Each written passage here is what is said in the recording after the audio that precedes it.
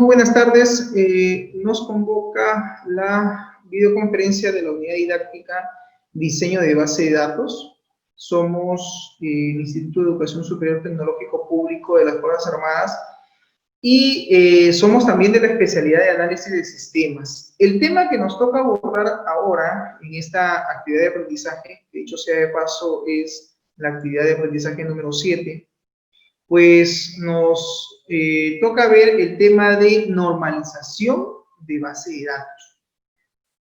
Como introducción, jóvenes, si bien es cierto, habíamos hablado que para poder implementar una base de datos relacional, ustedes tienen que aplicar ciertas técnicas. Y estas técnicas, que son básicamente las técnicas que nosotros debemos aplicar para lo que es la creación de un database, es decir, ¿tú quieres crear una base de datos? Sí, tienes que aplicar técnicas. Tú quieres implementar una base de datos que esté correcta, que esté una base de datos pues que cumpla con la lógica de negocio, una base de datos que tenga todos los atributos, todos los datos, todas las entidades, todas sus relaciones, todas las cardinalidades que van a existir en cada relación y que este modelo relacional realmente cumpla la teoría que indica el modelo entidad-relación. No solamente basta con que tú elabores el modelo relacional, no solamente basta con que tú digas, ok, tengo mis entidades, las tengo identificadas, las he relacionado, tengo ya los atributos ya establecidos. Profesor, ya he hecho mi MER, he hecho mi modelo de entidad-relación y ahora me toca hacer mi diagrama de entidad-relación. Pero el modelo de entidad-relación es una primera técnica, ¿verdad? De modelamiento de datos. La respuesta es sí, es una primera técnica. La segunda técnica que tienes que aplicar es el proceso de normalización de datos. Y la normalización de datos pues tiene que ver básicamente con que determinemos qué atributos o qué datos realmente van a formar parte de una entidad o no. O sea, en el proceso de modelamiento nosotros cuando evaluamos, cuando decimos si este dato cumple o no cumple, estamos haciendo normalización, estamos normalizando la información. Pero dentro de esta técnica pues hay toda una teoría, es toda una teoría, la normalización de base de datos, la cual abarca hasta 5 formas normales. En esta sesión vamos a ver la primera y la segunda forma normal que nos indica la teoría de la normalización de datos, que es la que tenemos que visualizar ahora. Como elemento de capacidad se busca que ustedes logren normalizar sus bases de datos relacionales, que esto ustedes lo van a tener que aplicar cuando desarrollen su proyecto de investigación, cuando ustedes elaboren pues un modelo de entidad-relación, cuando ustedes empiecen a formular, a diseñar su modelo relacional, cuando ustedes las entidades según el caso propuesto, según el tipo de proyecto que quieran ustedes en mente implementar, pues tienen que aplicar no solamente el modelo de entidad-relación, sino también la técnica del proceso de normalización de base de datos, ¿no? Que es lo otro que ustedes tienen que también aplicar. Y también conocer y lo ideal sería también dominar, porque no solamente es conocerlo, es también entenderlo y comprenderlo. Es parte de, si tú quieres desarrollarte en un futuro, quieres dedicarte como DBA, como Database Administrator, como un administrador de base de datos, ok, entonces tienes que, digamos, ser un buen analista, tienes que ser una persona que tenga pues capacidad de tener una visión holística, de ver el problema en su conjunto, de no solamente ver un problema específico, sino también plantear una solución, pero que tenga gran impacto, que tenga un impacto positivo en la empresa.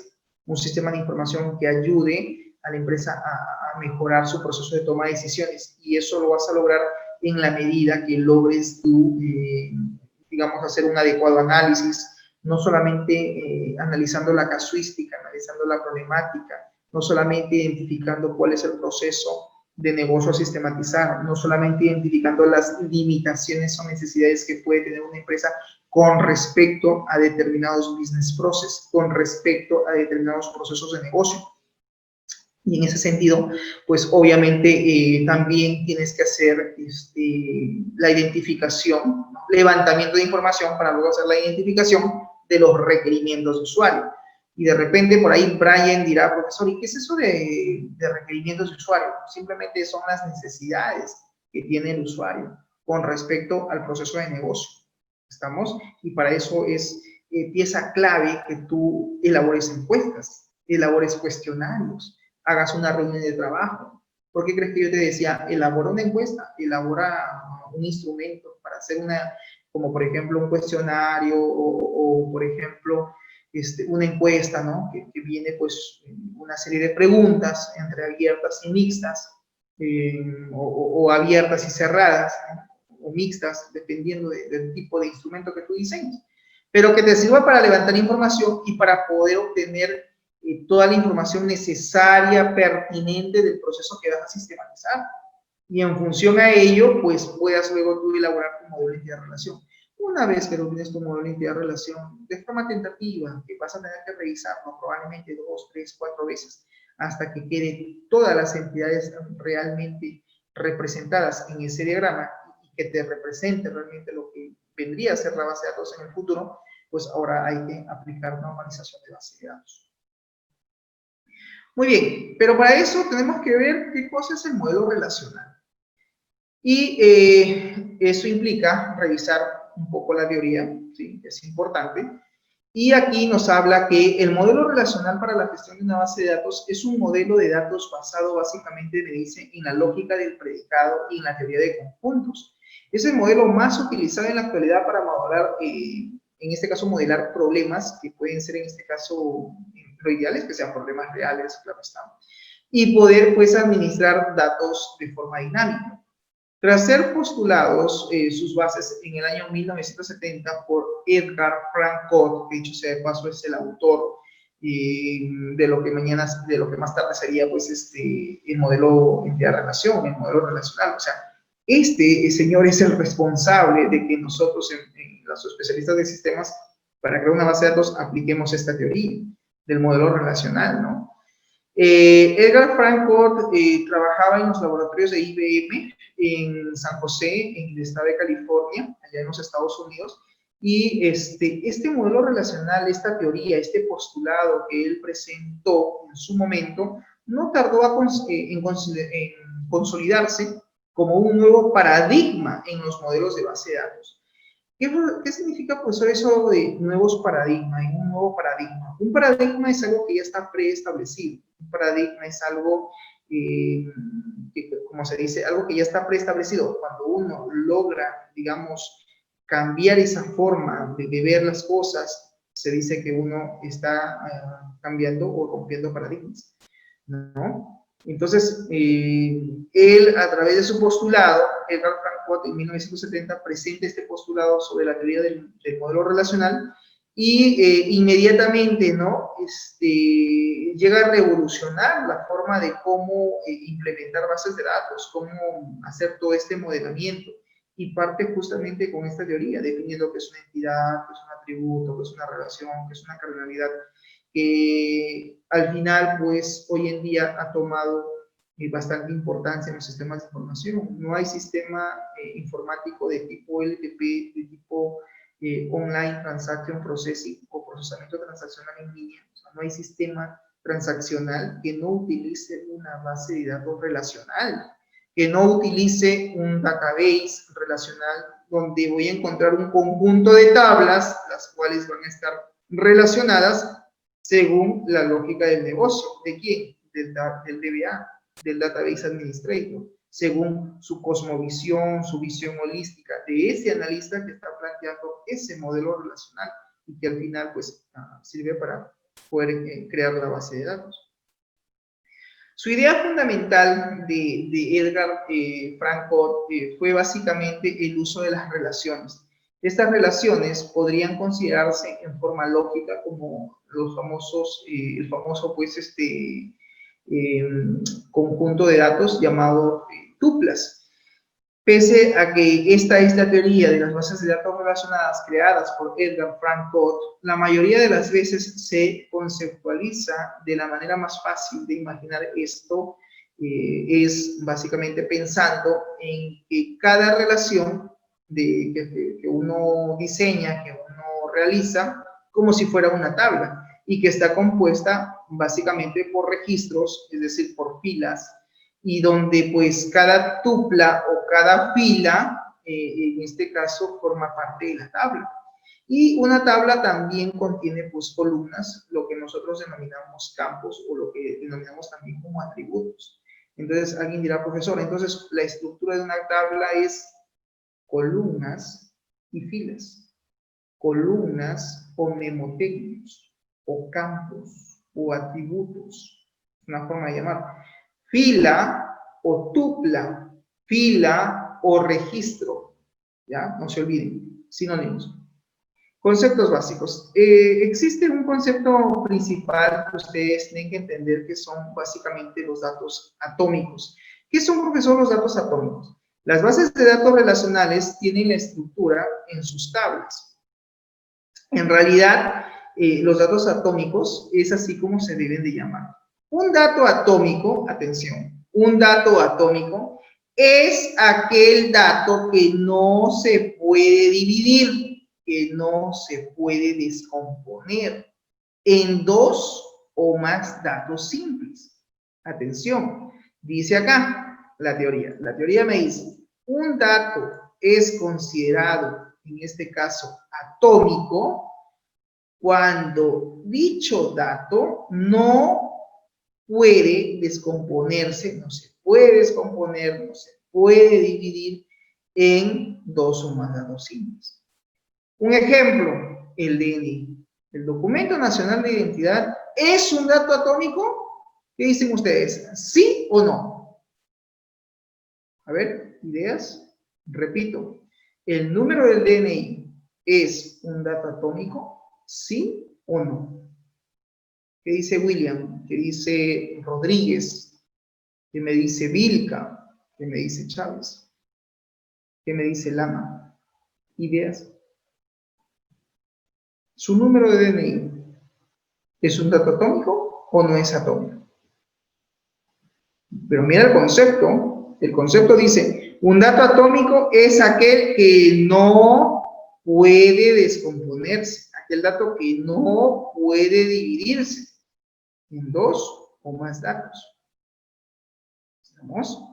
En este caso, jóvenes, la respuesta sería que el DNI, en este caso, sí es un dato atómico. ¿El DNI es un dato atómico? Sí. ¿Por qué? Porque el DNI yo no lo puedo partir. El DNI yo no lo puedo descomponer. Por lo tanto, el DNI sí es un dato atómico. ¿Los apellidos es un dato atómico? No, no es un dato atómico. ¿Por qué no es un dato atómico? Porque obviamente yo al DNI, a los apellidos, en este caso, sí lo puedo descomponer, sí lo puedo partir. Apellido paterno y apellido materno. Lo mismo con los nombres. Primer nombre, segundo nombre. ¿Se entiende? Entonces, el RUC y el DNI son básicamente datos atómicos. ¿Por qué? Porque no se pueden dividir. El RUC yo no lo puedo partir. Los apellidos sí los puedo dividir. AP paterno y AP materno. Apellido paterno y apellido materno. Entonces, en el caso de los apellidos, el apellido en este caso vendría a ser, pues, en este caso, pues, no vendría a ser un dato atómico. ¿Estamos? ¿No es un dato atómico los apellidos? No. ¿Por qué? Porque sí los puedo dividir. Y el concepto de dato atómico me dice que es aquel dato que no se puede descomponer. ¿Estamos? Es decir, dice, son indivisibles. ¿En qué? En cuanto a sus valores. Los datos atómicos son opuestos a los datos multievaluados, a los atributos multievaluados, que pueden ser descompuestos en otros datos, de que en este caso que serían datos no atómicos. ¿Ya? Entonces tenemos datos atómicos y datos no atómicos. ¿Ya? No se olviden. DNI y el RUC, dato atómico, sí es atómico. ¿Por qué? Porque no lo puedo dividir. ¿Y los apellidos, qué serían? ¿Un dato atómico o no atómico? No atómico. ¿Por qué? Porque sí lo puedo dividir. ¿Ah? Lo opuesto. ¿Ya? Ten cuidado con ese detalle. Un atributo multievaluado tiene valores de dominio. Son básicamente características propias, son atributos propios. Eso se refiere cuando hablamos de valores de dominio. Muy bien, acá tenemos un ejemplo. Tenemos la entidad persona y esta entidad persona tiene sus atributos: nombres, apellidos, fecha de nacimiento, sexo, estado civil. Las tuplas en una relación son un conjunto en el sentido matemático del término, es decir, una colección no ordenada de elementos diferentes. Para distinguir una tupla de otra se recurre al concepto de llave primaria, lo que nosotros hemos estado ya hablando, el atributo identificador principal o el atributo de llave primaria. El conjunto de atributos, básicamente, que permiten identificar unívocamente una tupla en una relación. Naturalmente, en una relación puede haber más combinaciones de atributos que permitan identificar unívocamente una tupla, como por ejemplo las llaves candidatas. Ok, a ver, te simplifico ya, porque esto es teoría un poco denso, la teoría es un poco compleja. Hemos hablado que una entidad, toda entidad jóvenes tiene que tener una llave primaria. Sí, el estudiante, tengo la entidad estudiante, código del estudiante, llave primaria. Tengo la entidad cliente, código de cliente, por lo tanto es llave primaria. Tengo la entidad de empleado, perfecto. ¿Tiene su código de empleado? Sí, y por lo tanto dicho campo es llave primaria. Profesor, aquí el concepto nos habla de llaves candidatas. ¿Y a qué se refiere con llaves candidatas? Aquellos atributos que no necesariamente, digamos, representan una llave primaria, pero sí son datos únicos.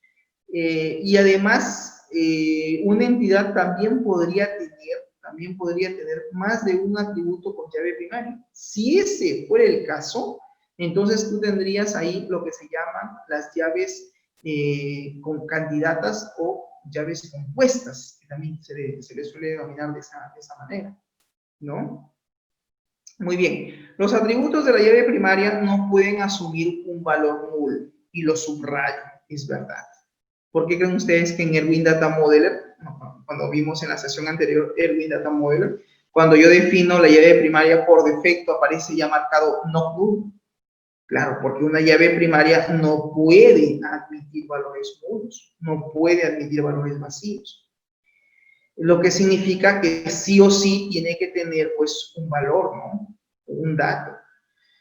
Ok, esta propiedad de las relaciones y de sus llaves primarias está bajo el nombre de la integridad de las entidades, lo que se llama entity integrity, ¿ya? Ojo con este término, integridad de las entidades, es decir, todas las entidades pues tienen que, sus atributos, sus datos, su información que se va a manejar en ellas, tienen que ser datos íntegros, ¿ok? Entonces hay que analizar para ver cuáles son estos tipos de atributos que nosotros como analistas vamos a considerar dentro de dicha entidad. A menudo, para obtener una llave primaria, es decir, compuesta de pocos atributos fácilmente que sean manipulables, se introducen uno o más atributos ficticios con códigos identificativos unívocos para cada tupla de la relación. Cada atributo en una relación se caracteriza por un nombre y por un dominio. Aquí tenemos, jóvenes, un ejemplo para que se pueda entender. Aquí está. Yo creo que con el ejemplo esto va a quedar mucho más claro. Este vendría a ser mi tabla. La entidad se llama persona, ¿sí? La entidad se llama persona, por la entidad persona. Y estos son los atributos, pues. Número de persona, nombre de la persona, apellido de la persona, fecha de nacimiento, sexo, estado civil. Número de persona. A cada persona, por ejemplo, tenemos aquí a Arturo Florian, tenemos a Verónica Díaz, tenemos a Luis Guevara, con sus respectivos datos. Ahí está. En la base de datos, a cada uno de ellos le vamos a asignar un código. Por ejemplo, me voy a centrar en Arturo Florian. Arturo Florian, efectivamente, pues tiene un código, P001. Ya está. Este es Arturo Florian y es la persona, ¿correcto? Pero también tengo otra entidad en la cual hace referencia a los datos del hijo de cada persona, porque se dice que una persona puede tener uno o muchos hijos. Y eso es correcto, eso está bien, eso es verdad. Pero aquí esto es una tabla genérica, es una tabla general donde yo tengo pues datos registrados de todas las personas. Y aquí yo tengo una tabla, en este caso general, donde voy a registrar todos los apellidos y nombres de los distintos hijos que existen dentro de esa base de datos, en ese ejemplo y en ese contexto. Pero se ha creado una tercera entidad, una tercera tabla, donde se va a colocar básicamente el número de la persona, o sea, hace referencia al código, esto de acá, hace referencia al código, y va a tener también lo que se llama el número del hijo, que va a hacer referencia a su llave primaria, y sus otros datos, ¿no? Como sus apellidos, ¿no? Etc. Entonces, aquí yo tengo registrado todos los hijos. Tenemos a César Florian Díaz, Lucero Florian Díaz y Carlos Guevara Chávez. Entonces, aquí están cada uno con sus códigos. ¿Cómo sé yo, profesor, qué hijo es de qué persona? La respuesta es muy fácil. Mira, a través de lo que es el código de la persona, yo digo, ok, ¿quién es la persona? P001, ¿quién es? Arturo Florian. Si yo hago un select a la tabla, me voy a dar cuenta que Arturo Florian tiene 2 hijos. ¿Se dan cuenta? Tiene 2 hijos. Y estos hijos, ¿quiénes son? El hijo 01, que en este caso viene a ser César. Y también tiene como otro hijo, ¿a quién? Al hijo 02, que en este caso vendría a ser Lucero. Entonces, conclusión, César y Lucero vienen a ser hijos de Arturo Florian. ¿Estamos de acuerdo? Profesor, en una tabla estaría incorrecto, estaría mal, el mismo código, atención Rivera, atención Trinidad, atención Chávez, el mismo código se repita, ¿verdad? ¿Estaría correcto? No, no estaría correcto, estaría mal. Es decir, si acá en vez de poner hijo 02 yo le pongo hijo 01, esto está mal, porque estaría duplicando las filas, estaría repitiendo. Para evitar, atención señores, para evitar este tipo de relación, ¿qué hacemos? A ambas columnas, a ambos atributos, le pongo llave primaria. El hecho que a estas dos columnas yo les ponga llave primaria significa que son llaves compuestas. Entonces Rivera dirá, profesor, entonces esta tabla se tiene que relacionar, mira, con esta tabla. Sí, y esta tabla se relacionará con esta tabla. Sí, así es. La tabla persona se relaciona con esta otra tabla que probablemente se podría llamar hijos-persona. Y la tabla hijos también se relacionaría con la tabla hijos-persona. Y cada columna con su respectiva columna. Ok, esta es llave primaria, este campo es llave primaria. Estos dos serían llaves foráneas, pero también le puedo poner llave primaria para evitar así que las dos filas se repitan. Cuando llenen información en la tabla, no puedan repetirse dos códigos a la vez. Eso sería incorrecto. ¿Se entiende? Por eso es de que podemos ponerle llaves primarias o llaves compuestas, como también se les suele denominar. Muy bien, existe también otro concepto importante en el proceso de normalización que tiene que ver con la dependencia funcional. Profesor, ¿qué es eso de la dependencia funcional? Hay veces en que los atributos están relacionados entre sí de manera más específica que la de pertenecer a una misma relación. Hay veces que es posible determinar que un atributo depende funcionalmente de otro. Y esto lo voy a subrayar porque es importante que ustedes tengan en cuenta. Profesor, ¿qué significa? Que pueden haber en una tabla, en una entidad, pueden haber atributos que dependan funcionalmente de otro atributo. Sí. Un ejemplo para entenderlo, el DNI. El documento nacional de identidad, en el caso peruano, en el caso de Perú, es nuestro documento de identificación. Cada persona tiene un número asignado, que por ahora, según RENIER, que es básicamente la entidad que lleva el control y el registro de ciudadanos peruanos, nos asigna un número que por ahora es de 8 dígitos. No sé si de acá a 10, 15, 20 años, de repente nuestro país, la RENIET probablemente nos diga, no señores, 8 dígitos ya no, vamos a usar 10 o 12 dígitos. Puede ser, puede que en el tiempo eso cambie, pero por ahora son 8 dígitos. ¿Y el DNI viene a ser un atributo importante para los ciudadanos? Sí, porque de esa manera nos identifica. Con ese código, con ese número, para nosotros, los ciudadanos, nos identifican dentro de esta sociedad. ¿Estamos? Pero de repente William dirá, profesor, pero nosotros, yo como ciudadano tengo otros datos. Sí, tu apellido paterno, tu apellido materno, tu nombre, tu fecha de nacimiento, tu sexo, tu estado civil, tu dirección, el distrito en el que vives. Es información personal. ¿Estamos? Y todos esos datos los maneja la RENIET, claro que sí.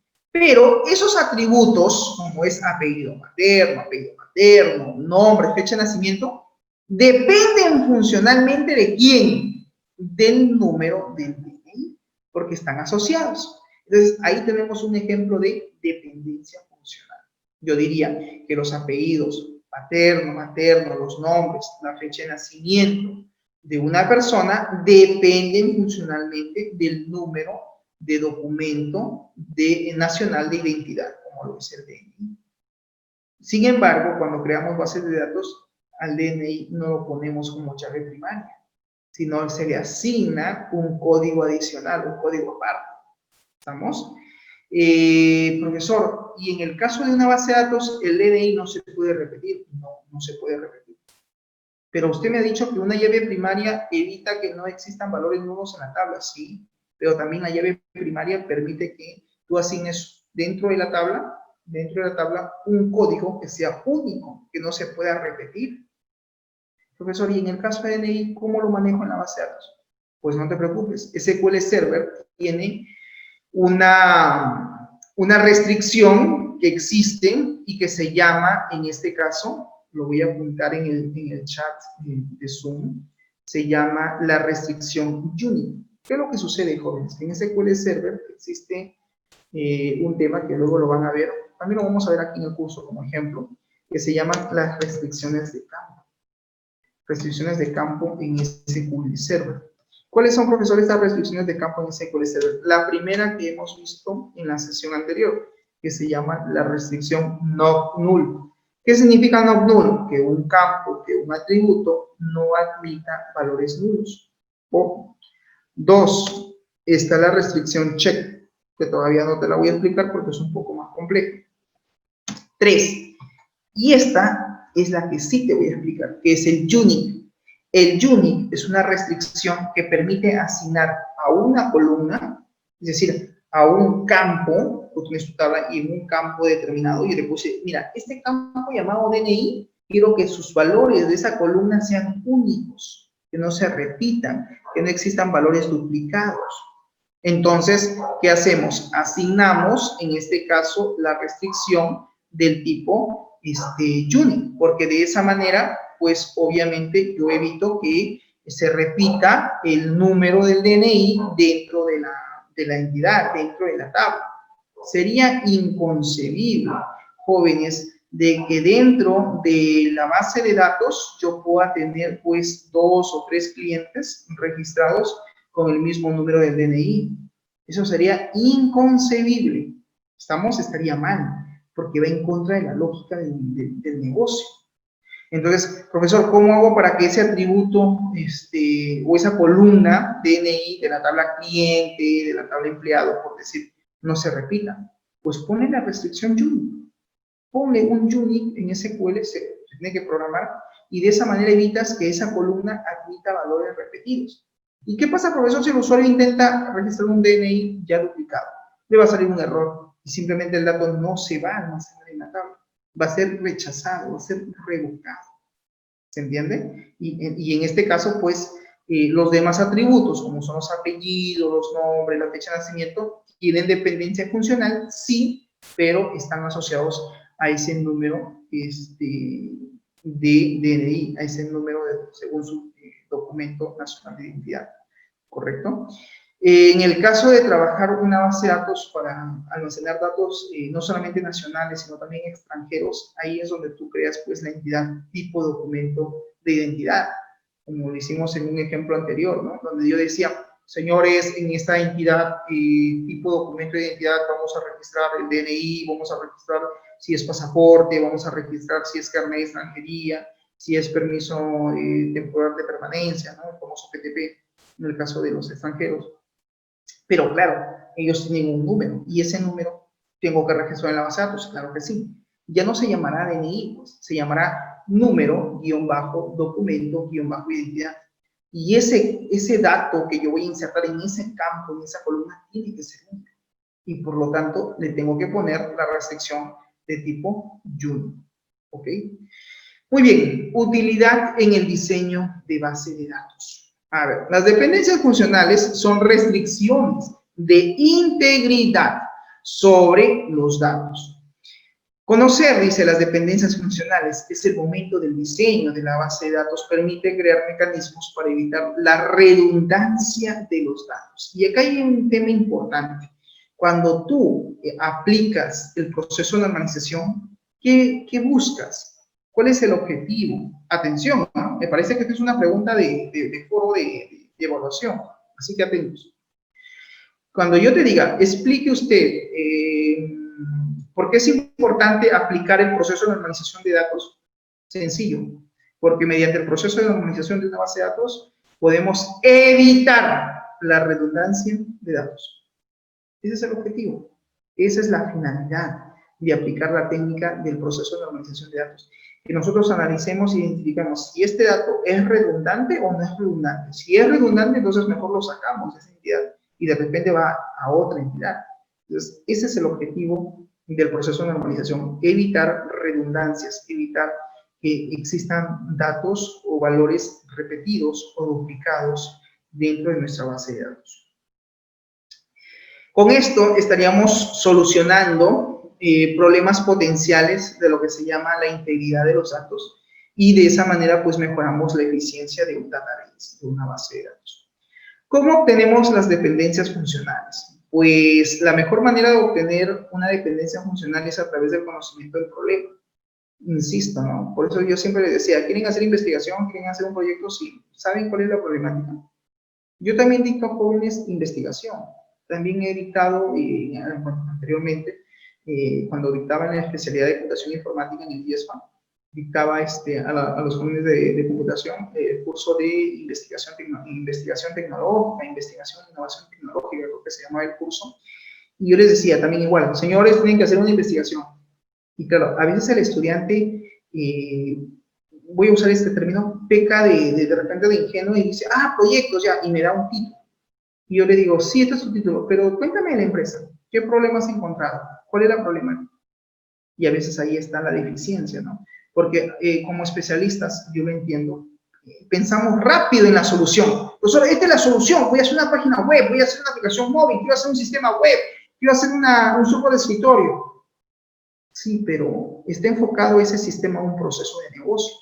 ¿Cuál es el proceso de negocio? ¿Lo conoces? ¿Sabes cuáles son las actividades que se realizan dentro de ese business process, dentro de ese proceso de negocio? ¿Conoces a la empresa? ¿Sabes cuáles son las deficiencias? O sea, todo lo que ustedes quieran hacer, jóvenes, tienen que hacer indirectamente investigación. Y eso implica, pues, hacer un estudio de la problemática, conocer cuál es el problema, cuáles son las deficiencias. Y claro, acá me dicen lo mismo, ¿no? La mejor manera de obtener, en el caso de las dependencias funcionales, es mediante el conocimiento del problema, que es generalmente lo más disponible en la fase del diseño de una base de datos. Sin embargo, dicen, esto puede tornarse bastante difícil, como en el caso del vehículo. Honestamente, esto puede ocurrir cuando la base de datos se modela sin el conocimiento técnico. Sí, es verdad. Por eso es que yo siempre les digo, ¿no? Si ustedes quieren realmente aprender a crear bases de datos, tienen que manejar la teoría. Tienen que saber, como se dice, entender claramente el modelo de entidad relación, tienen que conocer la teoría del modelo relacional, como se dice, ¿no? Como el Padre Nuestro, como el credo, así. de arriba hacia abajo y de abajo hacia arriba, como un libro, ¿no? Leer todo. ¿Por qué? Porque ahí está la teoría, ahí está la base de poder uno entender qué es lo que está haciendo. Si tú entiendes la teoría, si tú entiendes que es una entidad, entiendes que es un atributo, entiendes que es una relación, entiendes que es una cardinalidad, perfecto. Conoces la teoría, tienes ya un conocimiento técnico. Lo que tendrías que hacer ahora simplemente es enfocarte en conocer la problemática, en conocer el problema, y en función a ese problema, en función a esa problemática, pues tú podrás hacer todo el modelamiento que tú pretendas o quieras hacer de esa base de datos. Pero claro, acá también hay algo importante, tienes que aplicar tu sentido común.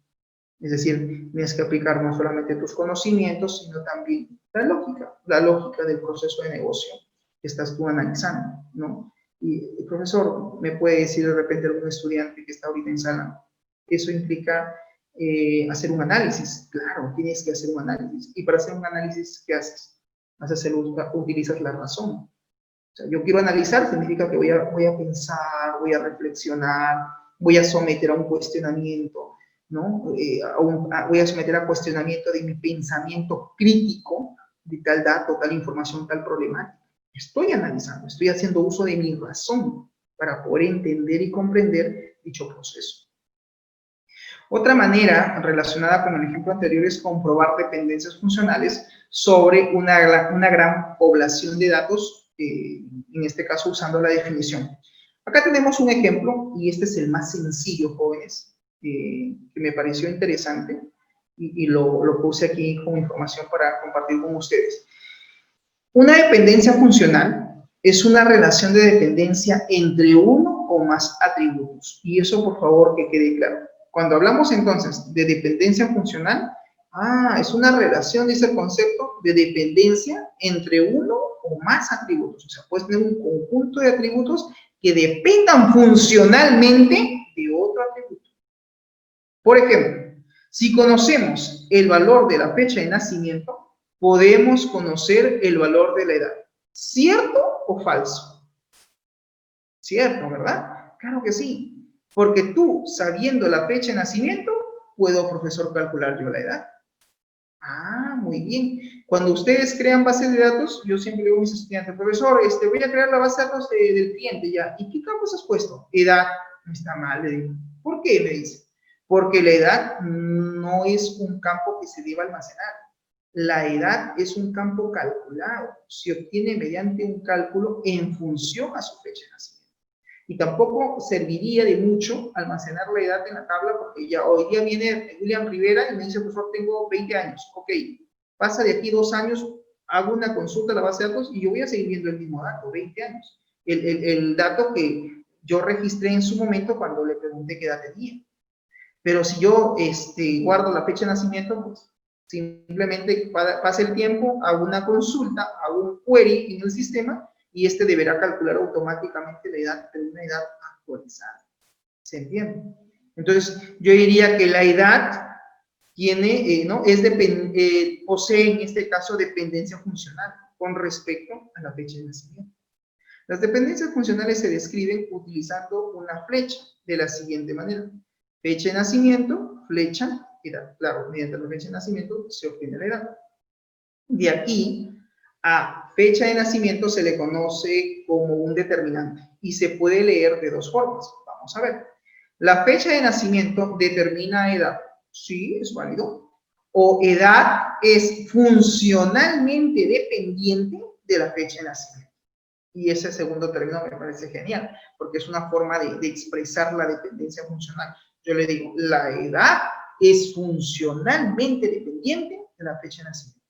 Obvio, si no hay fecha de nacimiento, no hay cálculo de la edad. La normalización lógica o la implementación física o real puede ser sugerible. Tener estas dependencias funcionales va a permitir lograr una mayor eficiencia en las tablas. Entonces, jóvenes, los invito a que revisen el material, por favor, de la actividad de aprendizaje número 7, para que puedan entender y comprender un poquito más el tema del proceso de normalización. Es una teoría interesante que ustedes, creo yo, deben de leer y deben de entender, porque esto es la base. Si quieren realmente ustedes convertirse en buenos administradores de base de datos, o quieren ustedes en un futuro especializarse en base de datos, como Database Administrator, como administrador de la base de datos, entonces yo te sugiero que aprendas bien el tema de diseño y modelamiento de una base de datos, ¿no? Aprende bien tu modelo de entidad-relación, repasa tu proceso de normalización de datos, porque eso es la base para poder analizar, modelar, diseñar y finalmente implementar una base de datos relacional. Al margen del software que estés utilizando, que puedes utilizar MySQL, ok, que puedes utilizar Oracle, perfecto, que puedes utilizar SQL Server, excelente, pero tienes que partir de esta primera teoría. Bien, jóvenes, hasta aquí, ¿alguna pregunta o alguna consulta? ¿Estamos claros? ¿Preguntas? ¿Ninguna? ¿No? Bien, entonces, jóvenes, si no hay ninguna pregunta, eso sería todo de mi parte. Muchas gracias por su atención y nos vemos en la siguiente actividad. Gracias, cuídense. Chau, chau. Hasta luego, profe. Chau, chau. Nos vemos, profe. Nos vemos, jóvenes, cuídense.